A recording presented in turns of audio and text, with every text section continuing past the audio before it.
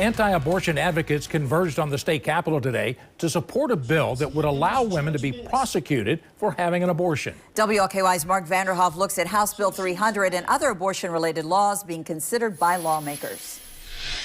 Right now, many eyes are on the courts, which are considering the constitutionality of the state's trigger ban and the fetal heartbeat bill. But there have been several bills filed this session here in Frankfort on the topic of abortion. Were it not for God, we would have no just reason to try to oppose abortion to begin with. Members of this rally support House Bill 300, which they say will keep people from circumventing Kentucky's abortion ban.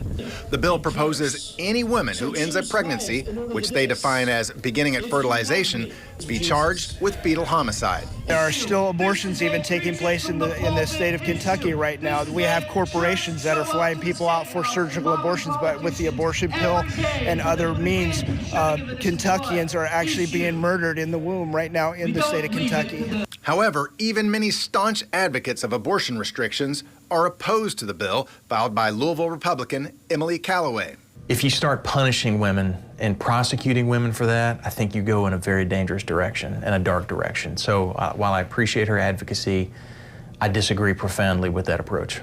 Senator Whitney Westerfield filed Senate Bill 114, which is a second attempt at amending the state constitution to say there is no right to an abortion in Kentucky. A similar effort was voted down in November. It very plainly says the exceptions are still on the table, and the voters can pick senators and representatives that can include those exceptions if they wish.